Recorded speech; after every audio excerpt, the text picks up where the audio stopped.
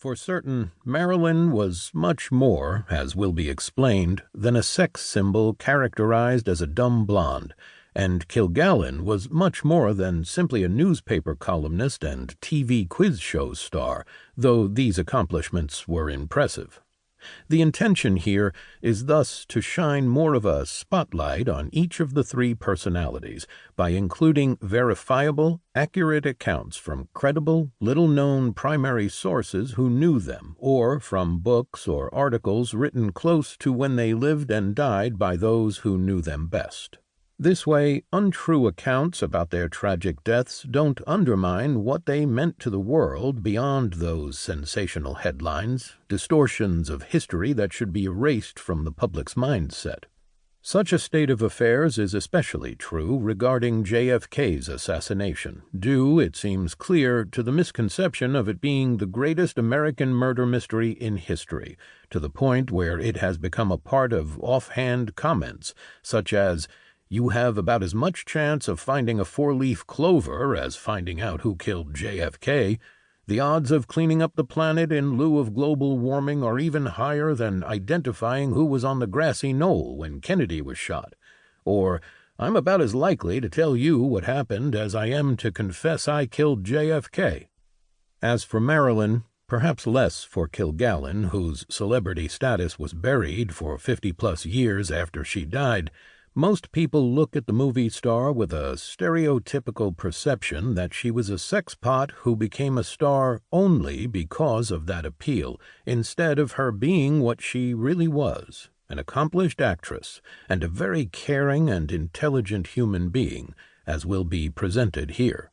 With this in mind, as the journey regarding what happened to these three important historical figures advances along, those who have sought to distort history are exposed, including the ones who have orchestrated multiple cover-ups about their deaths, lasting for 6 decades and counting.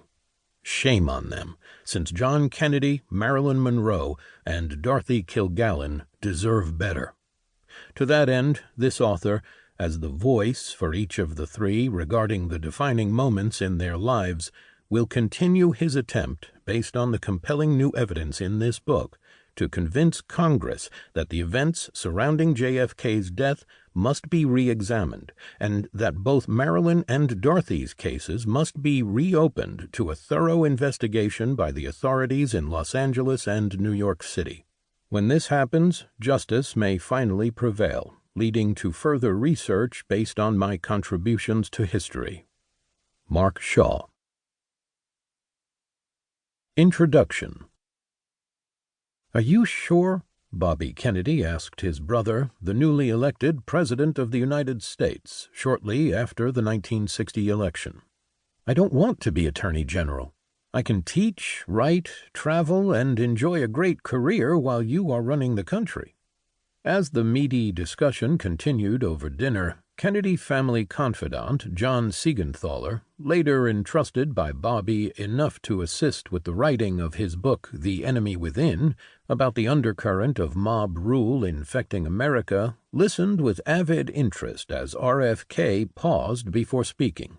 Then he said, "I know my not taking the job will kill Dad," a reference to family patriarch Joseph Kennedy Sr.